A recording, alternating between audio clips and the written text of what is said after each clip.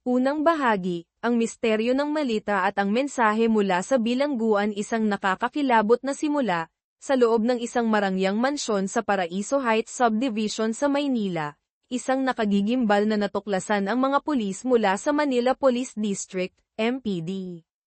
Nakatago sa likod ng isang matibay na pader ay isang malaking malita na umaalingasaw. Nang buksan, ang laman nito ay nagpatindig ng balahibo sa lahat. Ang halos perpektong napreserbang bangkay ng isang dalagita, tahimik na nakahimlay doon sa loob ng 10 taon. Ang lumang kasong ito na hindi pa nalulutas ay tila isang masamang pangitain sa mga susunod pang mangyayari. Babala mula sa impyerno, ngayon, hoiin natin ang tabing ng misteryo ng isang kaso na yumanig sa buong Pilipinas, umiikot sa mga mensahe ng kamatayan mula sa isang bilanggo na nasa death row. Nagsimula ang lahat ng matagpuan ng mga pulis ang isang lalaki sa hindi kapanipaniwalang kalagayan sa isang abandonadong bodega sa labas ng Maynila. Ang buong katawan ni Marco Diaz ay puno ng 55 na tubo ng dextrose, ngunit humihinga pa siya ng mahina. Sa sandaling pilit niyang lumingon, ang batang pulis na nakasaksi ay natakot ng husto at napaupo sa lupa. 20 minuto lamang ang lumipas. Pagdating ng mga rescuer mula sa Manila Doctors Hospital, nalagutan na ng hininga si Marco Diaz. Ang mas nakakagulat, isang araw bago nito, nakatanggap ang MPD ng isang misteryosong painting mula kay Paulo Reyes, isang bilanggo na naghihintay ng kanyang parusang kamatayan sa New Bilibid Prison. Ang nilalaman ng painting ay eksaktong naglalarawan sa pagkamatay ni Marco Diaz, bawat detalye. Ang pagpasok ng eksperto, agad na nakuha ng insidente ang atensyon ni Police Major General de la Cruz, ang hepe ng MPD. Upang mabilis na malutas ang kaso, hinanap niya si Miguel de Leon, isang alamat sa larangan ng investigasyon. Si Miguel, ipinanganak noong 1979, ay lumipat sa Amerika noong bata pa, nagtapos sa Harvard sa edad na 10, nagtrabaho sa NASA sa edad na 15, at naging miyembro ng FBI sa edad na 19. Kilala siya sa kakayahang lumutas ng pinakakomplikadong mga kaso. Gayunpaman, kalahating taon na ang nakalilipas, inilipat si Miguel pabalik sa Pilipinas ng FBI matapos ang mga akusasyon ng pag-abuso sa armas na nagresulta sa pagkamatay ng maraming sospek. Pagbalik sa kanyang tinubuang lupa, nagbitiw siya sa FBI noong Pebrero ng taong ito. Pinuntahan ni Major General de la Cruz si Miguel sa kanyang bahay at ipinaliwanag ang kakaibang kaso. Ibinunyag niya na ang nagpadala ng painting ay si Paulo Reyes. Ilang araw bago nito, dahil sa pagnanais na makuha ang malaking mana at insurance money, pinatay ni Paulo ang kanyang buong pamilya.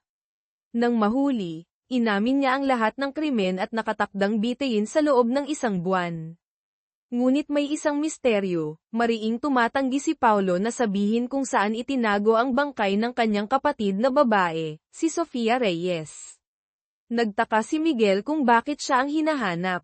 Ipinakita ni Major General de la Cruz ang painting. Sa likod nito, may iniwang mensahe si Paulo na para lamang kay Miguel de Leon, na nagsasabing makikipag-usap lamang siya kay Miguel at nagbabala, kung hindi, marami pang mamamatay. Nahatak sa kaso, pumayag si Miguel na sumali.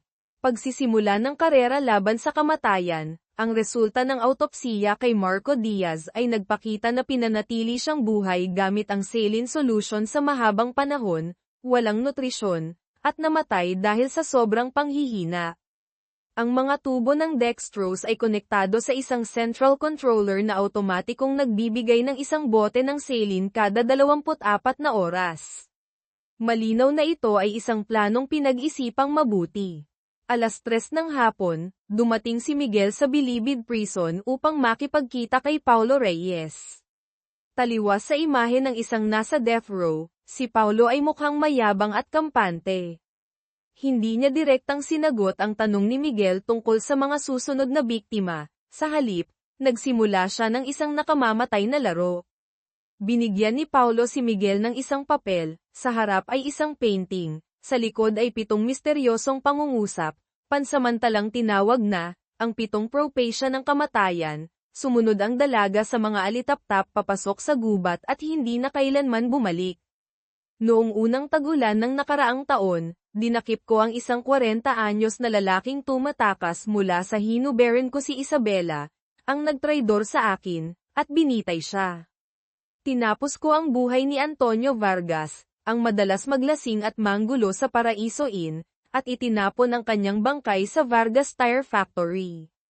Nakita ko ang isang lalaking nagtatago sa inn, nagalit ako, nagpanggap akong delivery boy.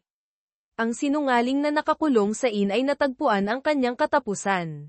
Napahalakhak ako sa taong pugot na pinugutan ng ulo, at ang lalaki sa itim na bahay ay pumanaw na. Bawat pangungusap ay naglalarawan ng impormasyon tungkol sa isang biktima, ngunit may halo itong katotohanan at kasinungalingan. Kailangang umasa si Miguel sa kanyang paghuhusga. Ang patakaran ng laro, kung matutukoy ni Miguel ang tamang pagkakakilanlan ng biktima sa loob ng itinakdang oras, sasabihin ni Paulo kung nasaan sila. Nagbabala si Paulo, 1 minutong pagkahuli, isa pang bangkay ang matatanggap ninyo, tulad ni Marco Diaz. Pag-decode sa mga propecia, alam ni Miguel na kaharap niya ang isang baliw at malupit na tao. Bumalik siya sa bodega, tinansya na si Marco Diaz ay dinukot mga 3 buwan na ang nakalilipas. Kinumpirma ni Major General de la Cruz na si Marco Diaz, 44 anyos, isang propesor sa universidad, ay nawawala nga ng 3 buwan. Sinuri ni Miguel ang ikalawang painting na ibinigay ni Paulo, isang kopya ng The Persistence of Memory, ni Salvador Dali. Sa painting, 2 orasan lamang ang nagpapakita ng eksaktong oras, 3:00 ng hapon, oras ng pagkikita nila, at 11:00 ng gabi. Hinala ni Miguel, 11:00 ng gabi ang oras ng kamatayan ng susunod na biktima. Wala pang 17 oras ang natitira sa kanila. Binigyan ni Major General de la Cruz si Miguel ng baril at nagtalaga ng 2 katulong, si Maria Santos, isang computer expert ng MPD, at si Benjo Aquino, isang veteranong investigador. Pinag-aralan ni Miguel ang 7 propecia ng kamatayan, naniniwalang ang mga tiyak na lugar at pangalan ay maaaring totoo. Kinuha niya ang mga keyword, 40 anyos, Antonio Vargas, Vargas Tire Factory, Pier ng Batangas.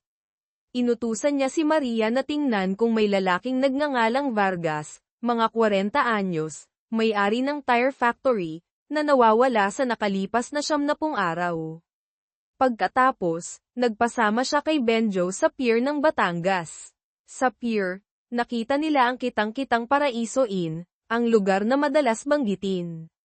Mabilis na natagpuan ni Maria si Antonio Vargas, 44 anyos, may-ari ng Vargas Tire Factory na nalugi kalahating taon na ang nakalipas at nawala mga 3 buwan na ngayon. Sa Paraiso Inn, sinuri nila ang logbook ng mga nag-check-in 3 buwan na ang nakalilipas.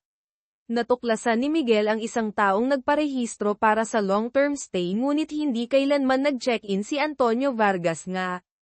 Kinumpirma ng may-ari ng inn na nagpareserba si Vargas tapos biglang nawala. Ang asawa ni Vargas ay nagsabi na tumakas ang kanyang mister sa isang misteryosong bansa sa Asia, para takasan ang mga utang at nagbilin na huwag siyang kontaken. Halos kalahating taon na silang walang komunikasyon. Nalaman din ni Miguel mula sa asawa na ang araw ng pag-alis ni Vargas ay 19 ng Mayo taong 2015. Tumawag siya sa Coast Guard ng Batangas, nagtanong tungkol sa insidente ng pagtakas noong 19 ng Mayo.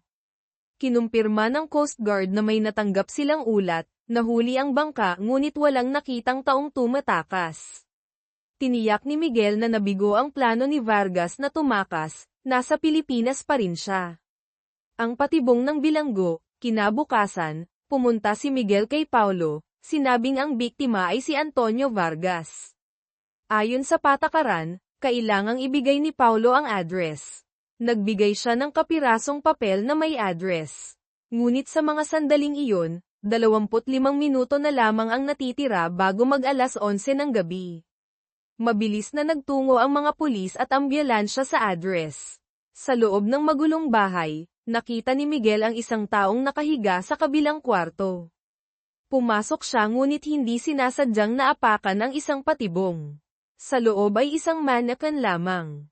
Napagtanto ni Miguel na ang eksena ay tugma sa isa sa 7 propesya. Naloko sila. Muli niyang tiningnan ang papel. Ang huling karakter ay hindi pala numero 10 kundi mga letrang L at E gamit ang espesyal na kaalaman, maaaring code o sariling logika, na decode ni Miguel na ang tamang address ay 951. Pagdating nila sa 951, 4 na minuto nang patay si Antonio Vargas. Lahat ay bahagi ng masamang plano ni Paulo. Ikalawang bahagi, ang nakaraan na bumabalik at ang nawawalang babae mga palatandaan mula sa nakaraan, bumalik si Miguel sa bilangguan, hinarap ang mapanuyang ngiti ni Paulo. Sa pagkakataong ito, nagbigay si Paulo ng isang serye ng mga numero. Inutusan si Miguel na hanapin ang isang taong konektado sa kaso sa loob ng 24 na oras. Kung tama, ibibigay niya ang address ng susunod na biktima. Pagbalik sa headquarters, sinuri ng 3 ang mga numero. Ang unang pangungusap sa 7 propesya ay tungkol sa dalagang hindi na bumalik. Hinala ni Miguel, babae ang hahanapin, at ang mga numero ay bahagi ng kanyang national ID, o katulad. May 8 numero.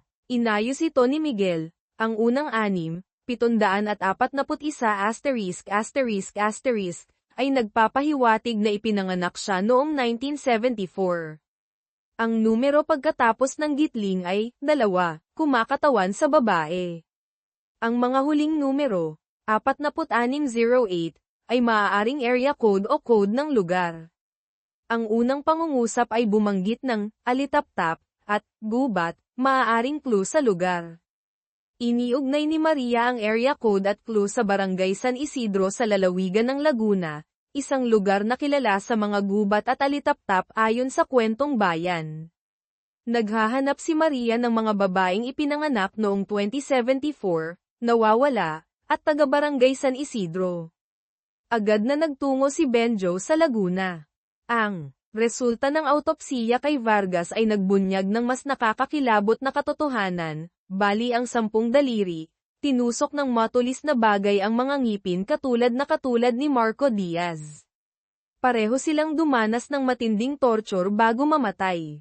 Natuklasan din ng medico-legal sa tiyan ni Marco Diaz ang isang bagay na nakabalot sa foil. Nang buksan, ito ay isang serye ng mga numero. Sinuri ng medico-legal ang tiyan ni Vargas, nakakita rin ng kapirasong foil, sa loob ay nakasulat ang 4 na salita, tumingin sa nakaraan. Nakahanap si Maria ng isang nawawalang babae na tugma sa impormasyon, si Isabela Cruz, ipinanganak noong 1974 sa Barangay San Isidro, Laguna.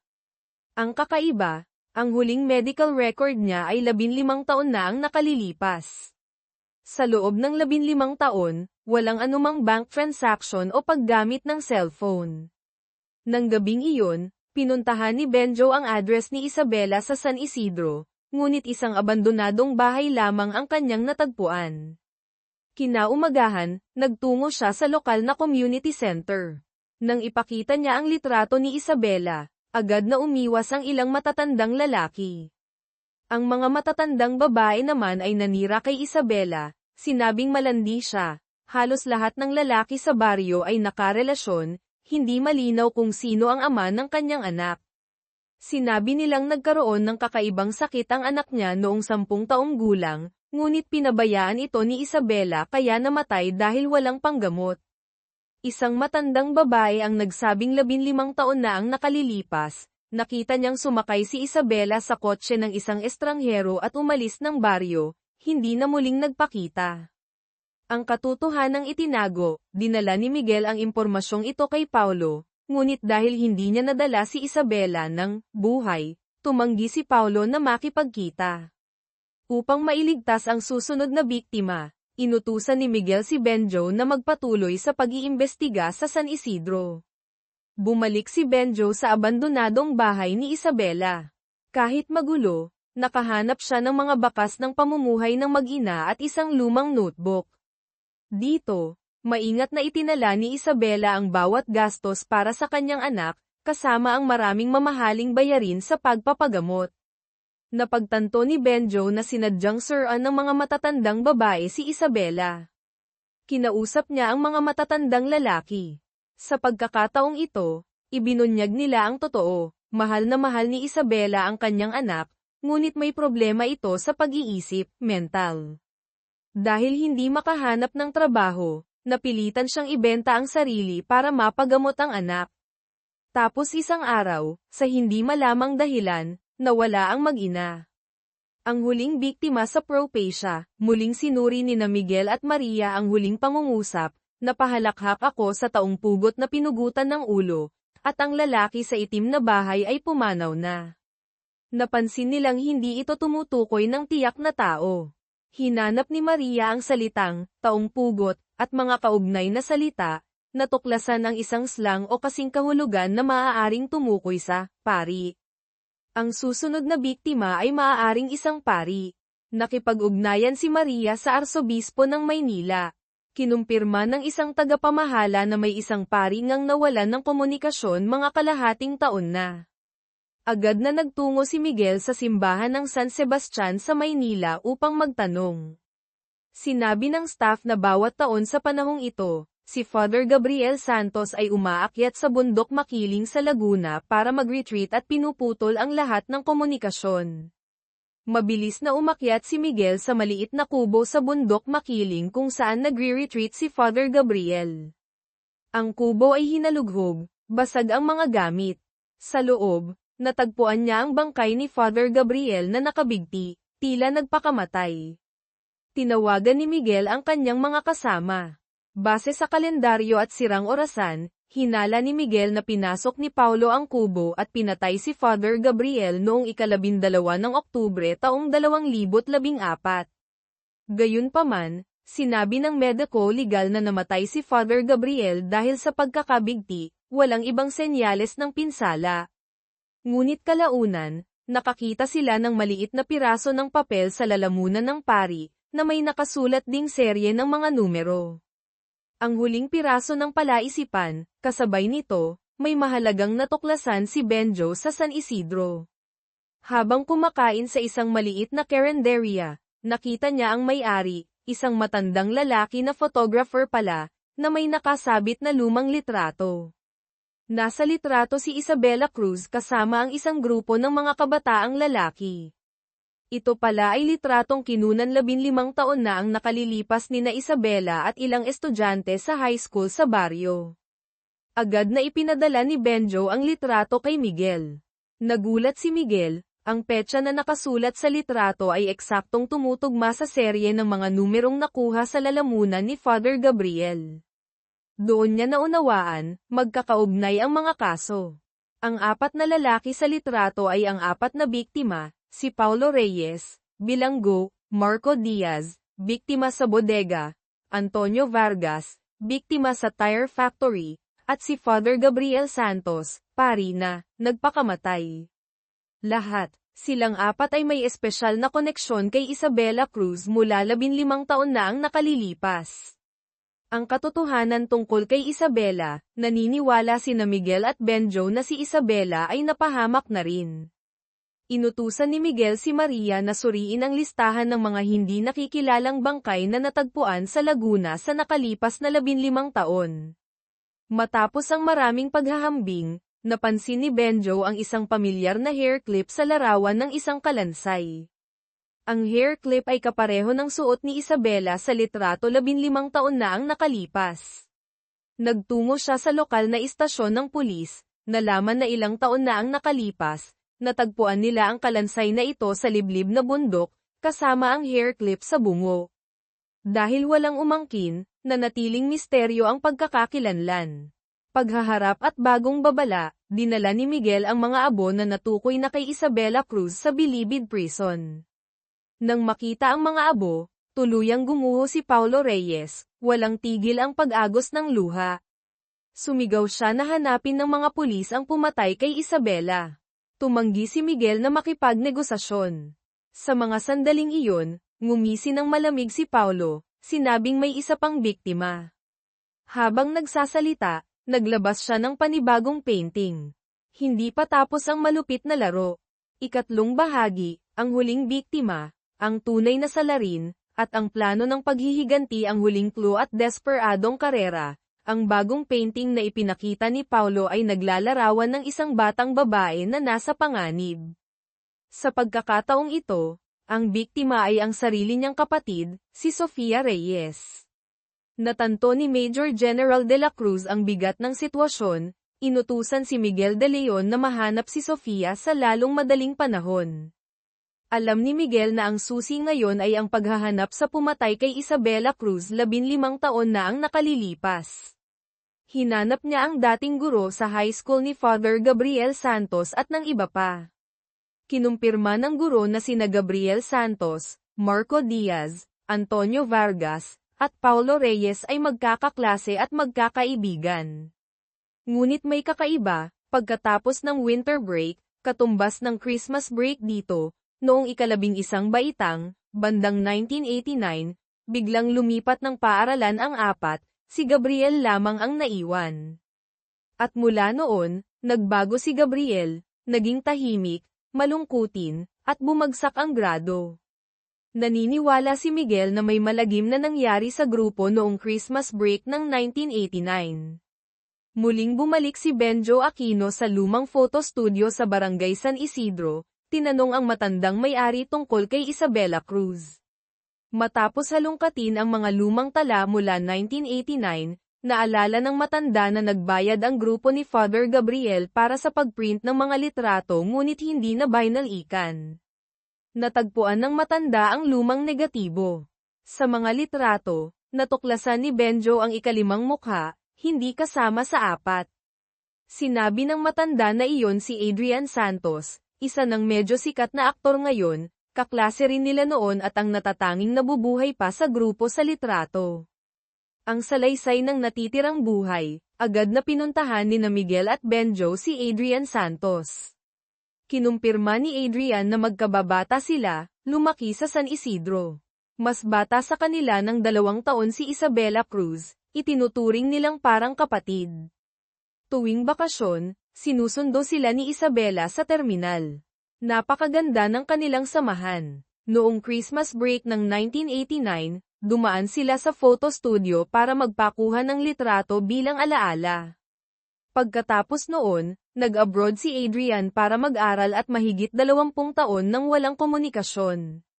Nang malaman niyang patay na ang lahat ng kasama sa litrato, labis siyang nagulat. Tinanong ni Miguel ang tungkol sa araw ng pagkuha ng litrato. Bakit nagbayad ngunit hindi kinuha? May nangyari bang espesyal? Sinabi ni Adrian na pagkatapos nilang magpakuha ng litrato, kumain sila, uminom ng kaunti, tapos umuwi na. Pagkatapos noon, naghanda na siya para sa pag-alis. Bago umalis, binalaan ni Miguel si Adrian na mag-ingat. Ang nakakagimbal na katotohanan, sinuri ni Benjo Aquino ang mga record at natuklasan na ang anak ni Isabela Cruz, si Mateo Cruz, ay ipinanganak noong Setyembre taong 1990. Ibig sabihin, nabuntis si Isabela noong Christmas break ng 1989. Hinala ni Benjo, may nakarelasyon si Isabela sa isa sa grupo noong gabing iyon. Gamit ang teoryang ito, muling kinapanayam ni Miguel ang mga magulang ng 4 na namatay na lalaki, Marco, Antonio, Gabriel, Paulo. Sa wakas, umamin ang ama ng isa sa kanila na pinagsamantalahan ng kanyang anak at ng grupo si Isabela Cruz noong gabing iyon, na nagresulta sa pagbubuntis nito. Nangako ang kanilang mga pamilya na magbibigay ng malaking halaga bilang bayad pinsala kapalit ng pananahimik ni Isabela. Pumirma pa sila ng kasunduan.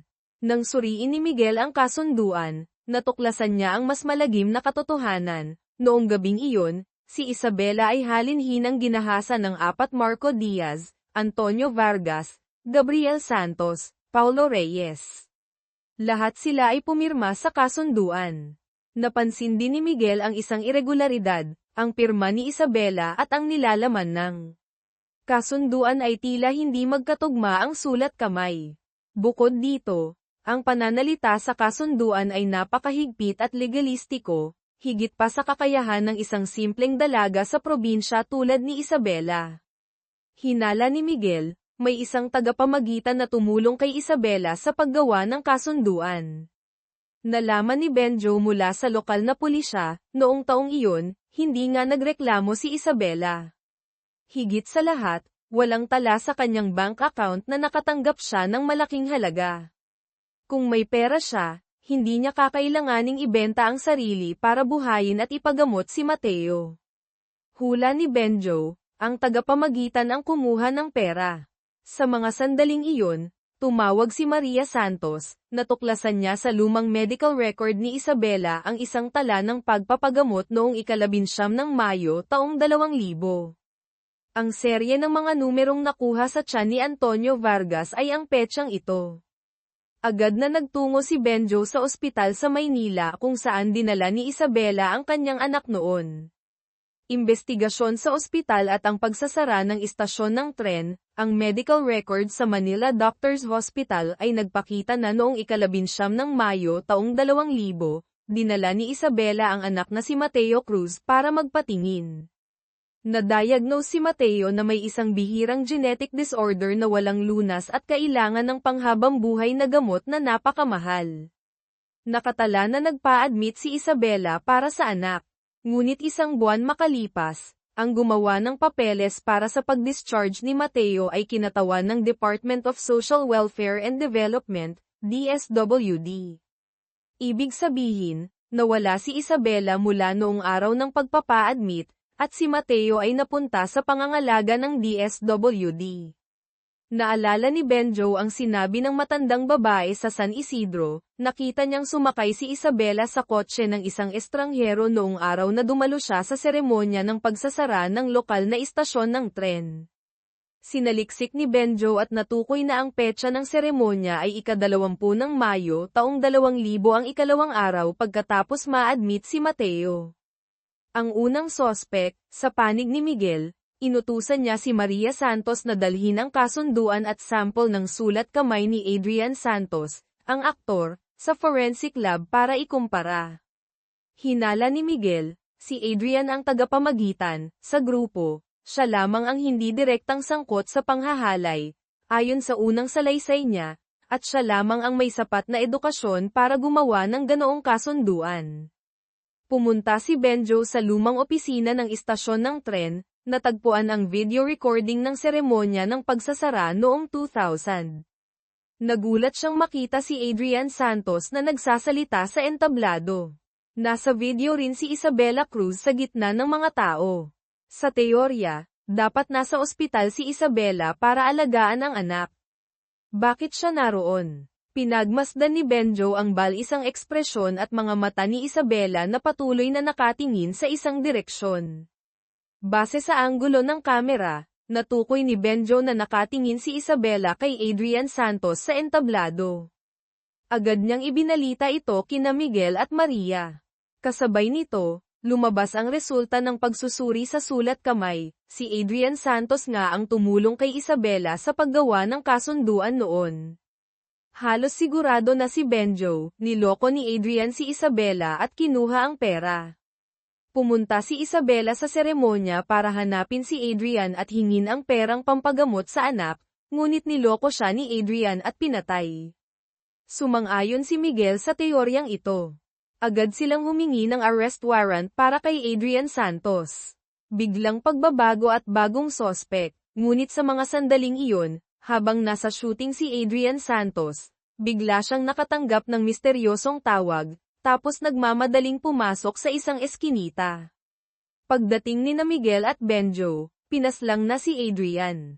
Ang biglaang pagkamatay ng mahalagang saksi ay nagdulot ng pagkaantala sa investigasyon. Sinuri ni Miguel ang mga CCTV sa malapit at umakyat sa bubong para magmasid.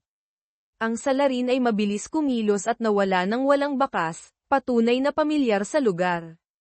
Hula ni Miguel, maaaring kasabwat ito ni Paulo Reyes, at siya rin ang pumatay kay Adrian para manahimik. Sinuri ni Maria ang social media ni Paulo Reyes, Natuklasan na nag-post ito ng litrato ng pagbiyahe sa Japan noong ika-19 ng Disyembre taong 2014 ang araw kung kailan dinukot si Antonio Vargas. Ibig sabihin, hindi si Paulo ang dumukot kay Antonio, kundi ang kasabwat niya. Sinuri ni Miguel ang logbook ng mga bumisita kay Paulo sa bilibid. Sa panahong nakakulong si Paulo, isang tao lamang na nagngangalang Rafael ang bumisita sa kanya. Makikita sa CCTV na habang nag-uusap, may ipinakita si Rafael sa cellphone kay Paulo, na nagpabago ng malaki sa ekspresyon ni Paulo. Hindi nakita ng anggulo ng kamera kung ano ang nasa cellphone. Muling kinausap ni Miguel si Paulo, sinabing ang pumatay kay Isabela ay si Adrian Santos. Agad itong itinanggi ni Paulo, naging balisa, at pinaalalahanan si Miguel na nauubos na ang oras. Kapag lumagpas, mamamatay si Sofia. Sinuri ni Maria ang call log ni Adrian Santos. Ang huling tawag ay unknown number. Ngunit sa nakalipas na buwan, madalas niyang kausap ang pinsan niyang si Ricardo Santos na dating pulis sa Barangay San Isidro noon, ngunit nag-resign noong huling bahagi ng 2000. Ang pulis at ang lihim na itinago, agad na pinuntahan ni Benjo si Ricardo Santos.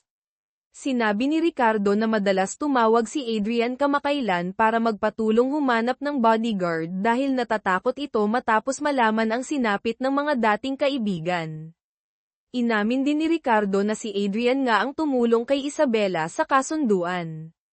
Tinanong ni Benjo kung may iba pang kinalaman si Adrian, sinabi ni Ricardo na hindi niya alam.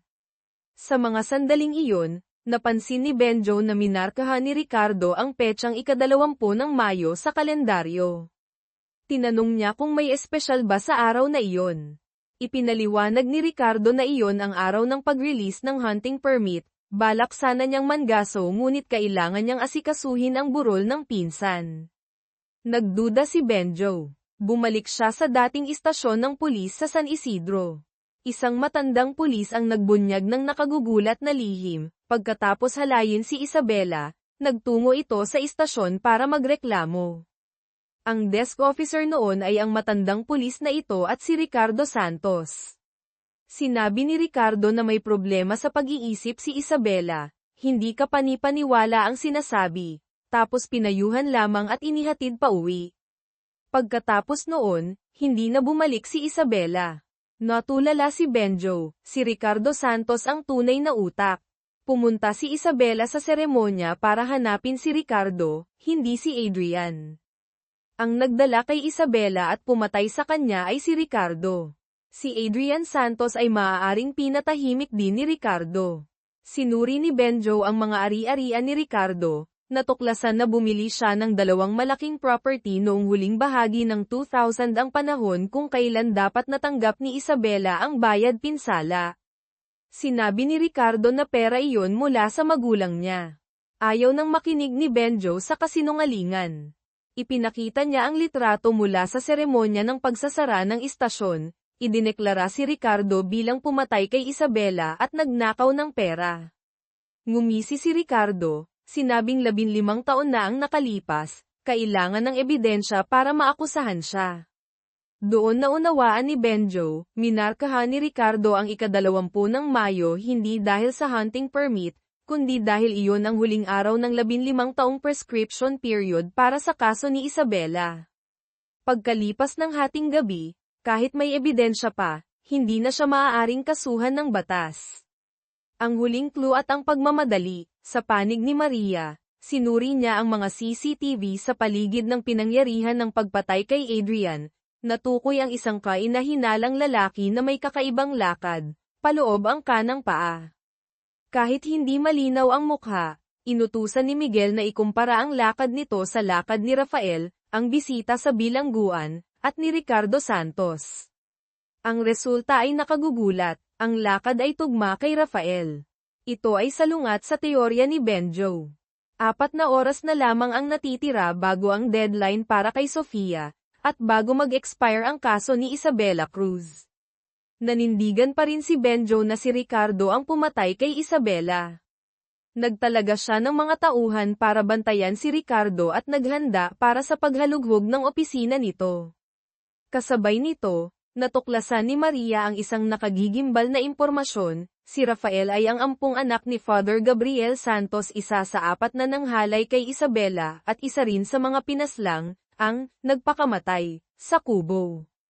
Agad na nagtungo si Miguel de Leon kasama ang kanyang team sa tirahan na may kaugnayan kay Father Gabriel Santos upang arestuhin si Rafael. Ang karera laban sa oras at para sa hustisya ay papalapit na sa kasukdulan. Ika-4 na bahagi, ang katapusan ng paghihiganti at ang bagong kaso ang pagtakas at mga huling piraso. Ngunit, pagdating ni Miguel sa tirahan na may kaugnayan kay Father Gabriel Santos, nakatakas na si Rafael. Natuklasan ni Miguel ang maraming gamot na pang-espesyal na karamdaman. Sa isang nakatagong cabinet, natagpuan ni Maria Santos ang isang malaking koleksyon ng mga dokumento tungkol sa pagkamatay ni Isabela Cruz. Lumalabas na si Rafael mismo ay nag-iimbestiga sa pumatay sa kanyang ina. Kasama sa mga dokumento ang isang suicide note na iniwan ni Father Gabriel Santos para kay Rafael. Sa sulat, inamin ni Father Gabriel ang karumal-dumal na ginawa nila kay Isabela noon, ang walang katapusang pagsisisi ang nagtulak sa kanya na tapusin ang sariling buhay. Natuklasan din ni Maria sa browser history ng computer ni Rafael na sinaliksik niyang mabuti si Miguel de Leon. Ang paghiling ni Rafael kay Paulo Reyes na si Miguel ang investigador ay may malalim na dahilan. Bago umalis, inutusan ni Miguel si Maria na dalhin ang mga gamot sa lab.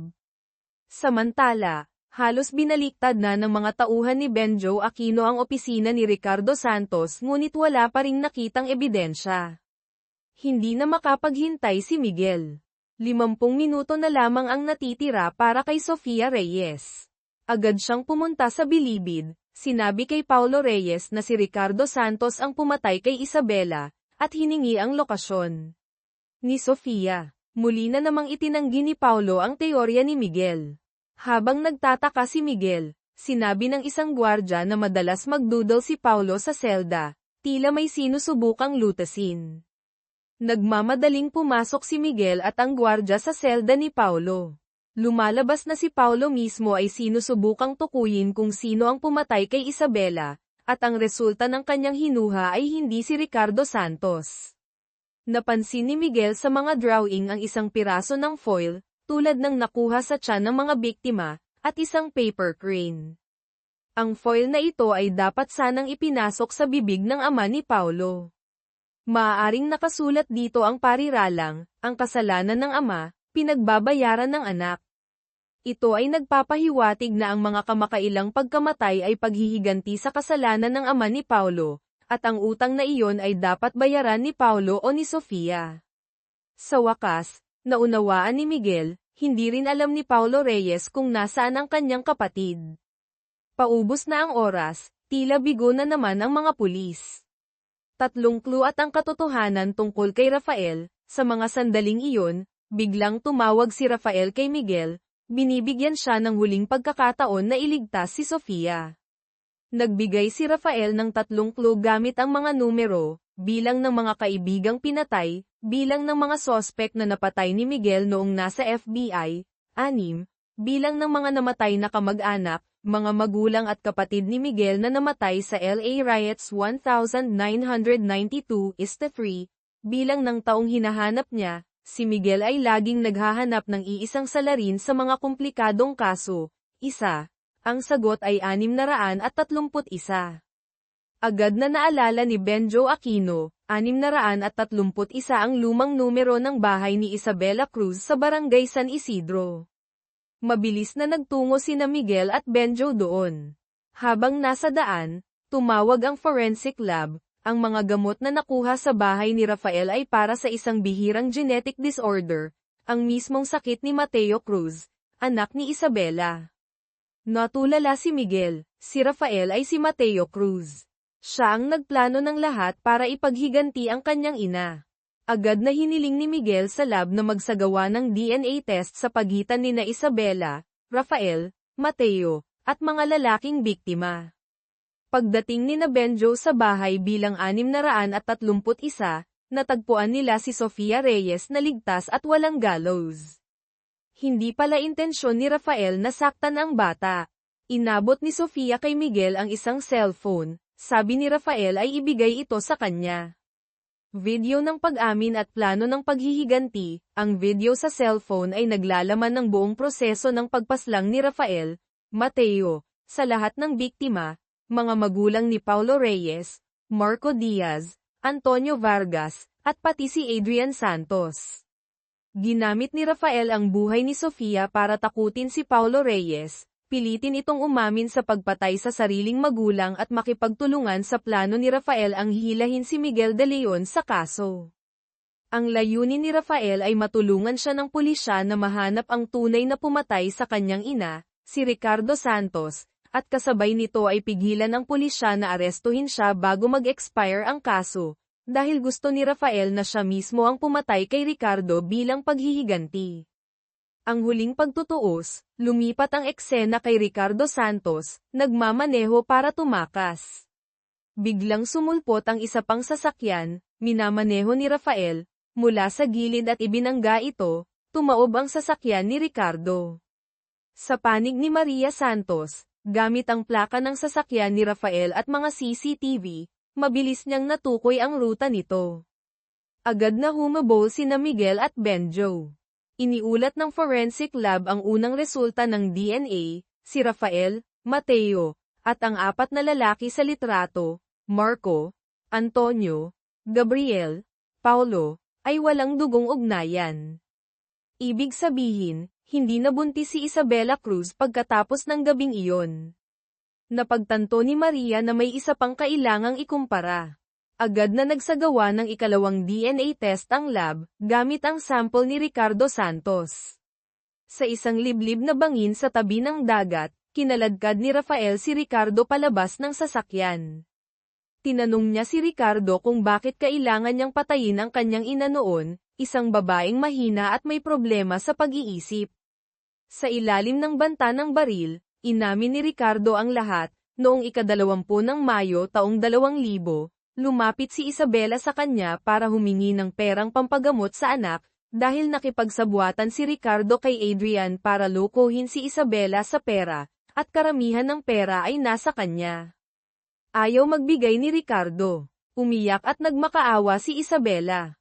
Natakot si Ricardo na mabunyag ang lahat, kaya nagdahilan siyang kukuha ng pera. Pinasakay si Isabela sa kotse, ang eksenang nakita ng matandang babae, dinala sa liblib na lugar, pinatay, at ibinaon. Sakto namang dumating sina Miguel at Benjo. Sa mga sandaling iyon, natanggap ni Miguel ang resulta ng ikalawang DNA test, ang tunay na ama ni Rafael, Mateo Cruz, ay si Ricardo Santos. Lumalabas na noon, hindi lang pera ang niloko ni Ricardo, kundi pati damdamin, o maaaring ginahasa niya si Isabela sa ibang pagkakataon. Sinabi ni Ricardo na walang bala ang baril ni Rafael, tapos sinamantala ang pagkakataon, naghagis ng buhangin sa mukha ni Rafael at inagaw ang baril. Ngunit, sakto namang dumating ang team ni Benjo. Natakot si Ricardo at itinapon ang baril. Bumunot si Rafael ng patalim na nakatago at sinaksak si Ricardo sa hita. Pinayuhan ni Benjo si Rafael na isuko si Ricardo sa batas. Ngunit sumigaw si Rafael na hindi siya naniniwala sa hustisya, tapos kumuha ng posas at ipinosas ang sarili kay Ricardo.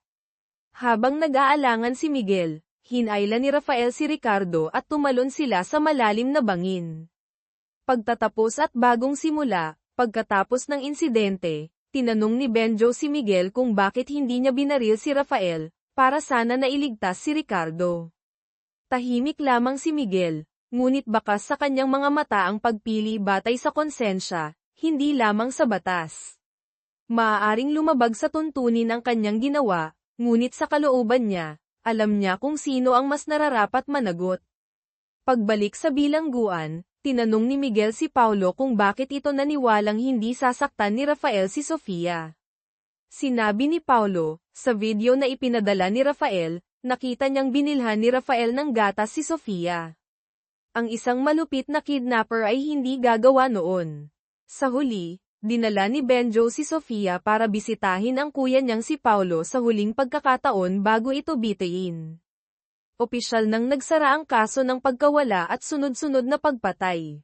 Pinuri ni Major General de la Cruz ang husay nina Miguel, Benjo, at Maria. Espesyal niyang inirekomenda sa nakatataas ang pagbuo ng Special Missing Persons Unit, SMPU, sa ilalim ng MPD, na tatutok sa mga komplikadong kaso ng pagkawala. Itinalaga si Miguel de Leon bilang pinuno, kasama sina Benjo Aquino at Maria Santos bilang mga pangunahing miyembro. Ang unang kaso ng SMPU, agad na nakatanggap ng unang kaso ang SMPU. Ang nawawala ay si Ricky Gomez, isang mataas na opisyal ng Apex Pharma. Ang Apex Pharma ay isang mahalagang kumpanya, kasalukuyang nagsasaliksik ng isang bagong gamot, at si Ricky Gomez ang namamahala sa proyekto. Nangangamba ang nakatataas na maaaring may kinalaman sa industrial espionage ang pagkawala, kaya ipinagkatiwala ang kaso sa SMPU. Kakaiba rin ang pagkawala ni Ricky Gomez. 2 oras bago nito, isang mag-asawa ang nagmamaneho sa SLEX, South Luzon Expressway, nang mapansin nilang tila inaantok ang driver ng truck sa unahan. Patuloy silang bumusina. Nataranta ang driver ng truck, biglang kumabig at nabangga ang isang itim na kotse na nakapark sa emergency lane. Mabilis na bumaba ang driver ng truck na si Jaime para tingnan, ngunit walang tao sa loob ng itim na kotse. Natakot si Jaime at tumawag ng pulis. Ang may-ari ng itim na kotse ay si Ricky Gomez. Mabilis na dumating sina Miguel at Benjo sa SLEX. Napansin ni Miguel na nasa loob ng kotse ang damit at sapatos ni Ricky. Ang trunk ay may lamang mga laruan para sa mga 3 taong gulang at personal na gamit.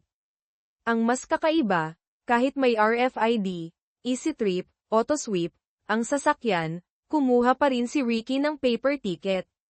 Nakasaad sa ticket na pumasok ang sasakyan mula sa kabilang direksyon at hindi pa lumalabas ng expressway. Imposibleng mapunta ito sa lane na iyon. Tinanong ni Miguel ang traffic police kung may malapit na bahagi kung saan maaaring mag-U-turn nang hindi dumadaan sa toll exit. Sinabi ng pulis na wala, ngunit ipinilit ni Miguel na tingnan kung may bahagi ng bakod na kasalukuyang kinukumpuni. Natuklasan ni Benjo ang isang marka ng palad sa barrier sa tabi ng itim na kotse. Hinala niya, umakyat si Ricky sa barrier para umalis ng expressway. Mabilis na sumagot ang traffic police, nakita sa CCTV na 5 kilometro ang layo, may isang lugar kung saan maaaring makalusot ang mga sasakyan para mag-U-turn dahil sira ang plastic barrier doon. Iniulat ni Maria Santos, kamakailan, naghanap sa computer si Ricky Gomez ng impormasyon kung paano bumili ng sasakyang hindi nakapangalan sa kanya, sasakyang, kolong-kolong, o walang papeles. Hinala ni Miguel, bumili si Ricky ng sasakyang hindi matutunton para sa isang ilegal na gawain. Iminungkahi ni Benjo na hanapin muna ang ikalawang sasakyan.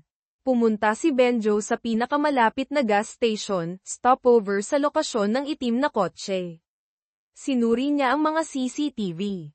Sa isang blind spot, nakita niya ang isang kaina-hinalang puting kotse. Isinalaysay ng isang tindero na kahapon, napansin niya ang kakaibang kilos ng may-ari ng puting kotse, pumarada sa blind spot, bumaba, hindi pumasok sa stopover kundi tumakbo papunta sa direksyon ng expressway, maya-maya ay bumalik at umalis. 2 beses itong nangyari sa isang araw, ngunit hindi man lang pumasok ang tao para bumili. Nakutuban ang tindero kaya isinulat niya ang plaka. Sinuri ni Miguel ang mga CCTV sa mga toll plaza.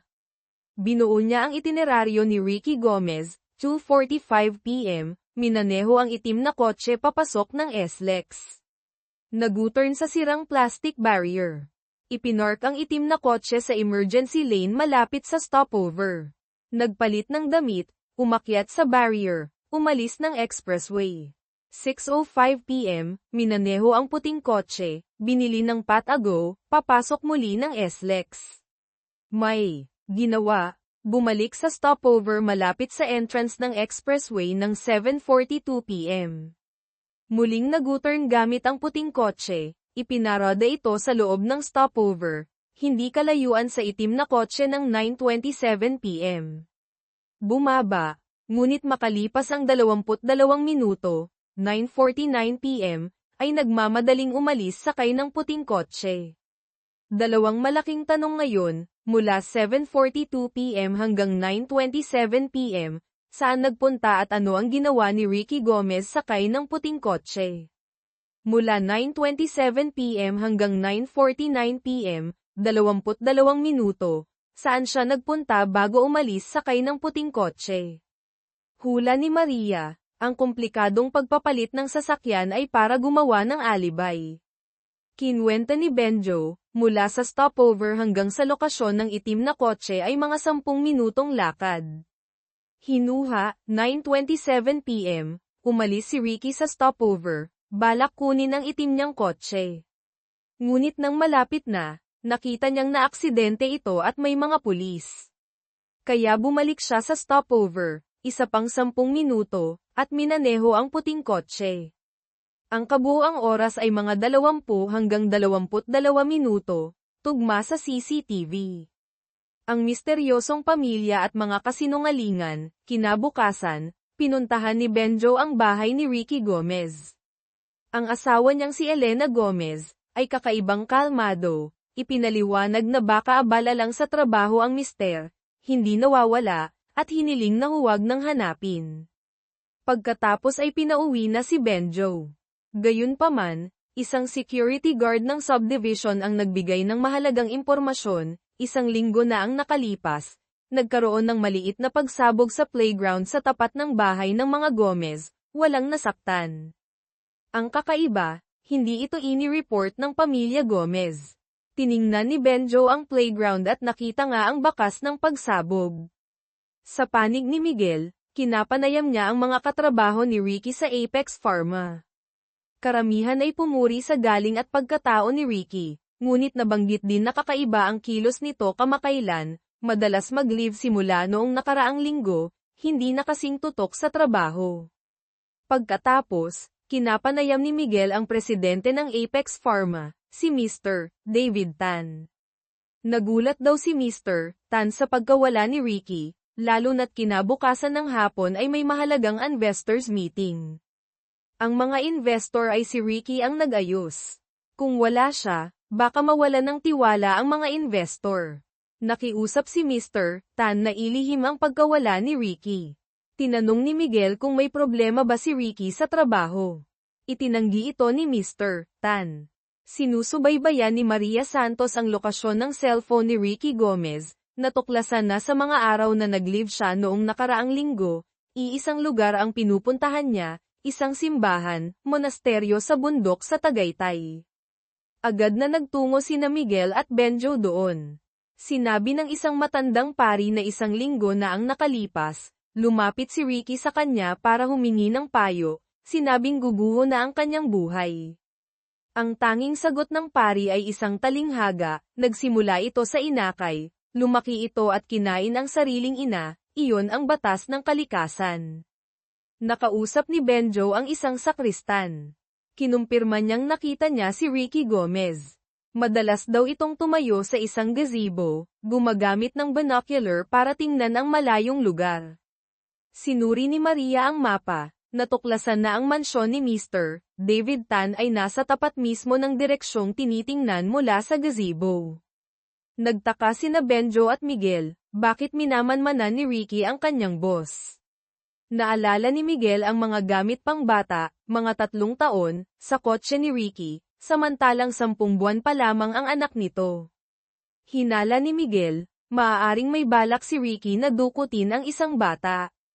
Agad na tinanong ni Maria ang mga kalapit na istasyon ng pulis tungkol sa nawawalang bata kahapon.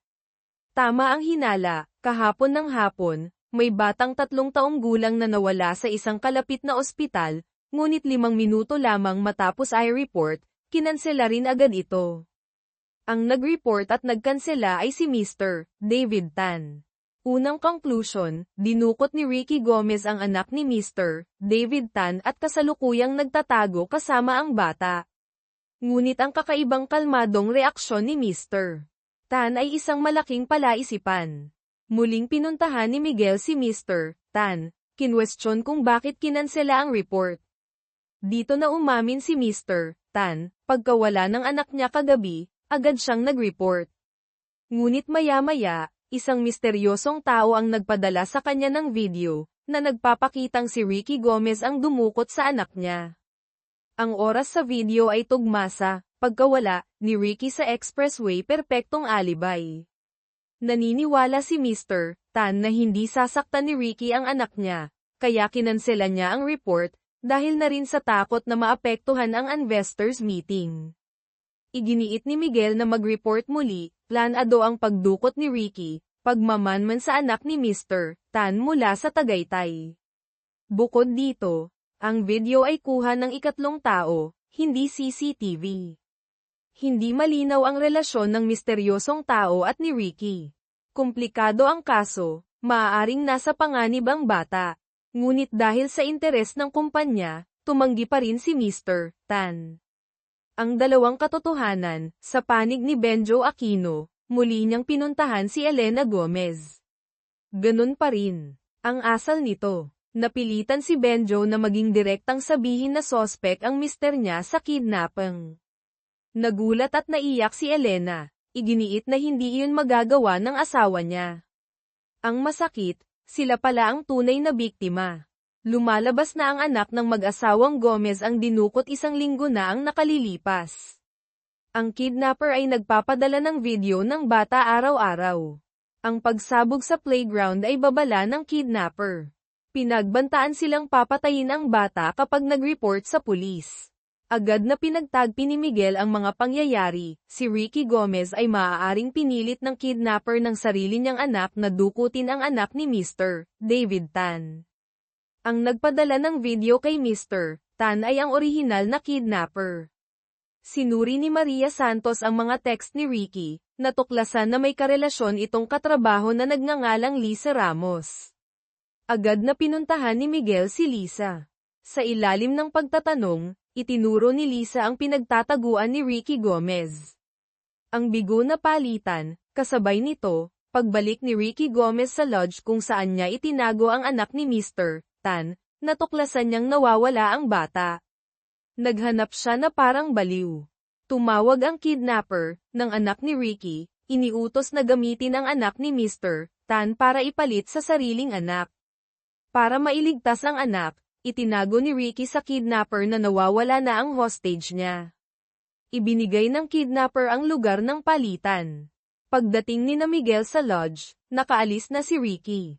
Napansin ni Miguel ang isang papel sa mesa. Ginamit niya ang lapis para kuskusin ito, lumitaw ang address ng palitan. Agad silang nagtungo doon. Para malinlang ang kidnapper, bumili muna si Ricky ng stroller at malaking laruan. Tinulak niya ito papunta sa napagkasunduang lugar, isang malaking sementeryo sa Maynila. Nakita niya ang isa pang stroller sa tabi ng isang mag-asawang nasa katanghaliang gulang. Ngunit paglapit niya, natuklasan niyang hindi ang anak niya ang laman, kundi litrato ng isang pumanaw na babae. Tinanong ni Ricky ang lalaki tungkol sa anak niya, ngunit walang alam ito. Nagpanik si Ricky, tinatawag ang pangalan ng anak. Nang kumalma ng kaunti, napansin niyang pamilyar ang litrato. Nakita ng lalaki na nakatitig si Ricky, sumilip din ito. Nagulat siyang makita ang litrato ng sarili niyang namayapang anak. Nang marinig ang pangalang Clarice Santos, nanghina si Ricky at napaupo. Naalala niya ang sinabi ng pari sa Tagaytay, nagsimula ito sa inakay, lumaki ito at kinain ang sariling ina, iyon ang batas ng kalikasan. Biglang tumawag ang kidnapper, sinabing tumakbo na siya. Sakto namang dumating sina Miguel, naabutan si Ricky sa di kalayuan. Matapos ang habulan sa mga puntod, nakatakas pa rin si Ricky. Dinala ni Miguel ang mag-asawa sa istasyon. Ikinwento ng lalaki na anibersaryo ng pagkamatay ng anak nilang si Clarice. Pumunta sila sa sementeryo. Bago umalis, isang lalaki ang nakiusap na bantayan sandali ang bata sa stroller. Maya-maya, isa pang lalaki, si Ricky, ang dumating. Tapos natuklasan nilang litrato pala ng anak nila ang nasa stroller. Sakto namang dumating ang mga pulis. Tinanong ni Miguel kung kilala nila si Ricky Gomez. Pamilyar daw ang pangalan. Ipinaliwanag ni Miguel na si Ricky ay mataas na opisyal ng Apex Pharma. Nang mabanggit ang Apex Pharma,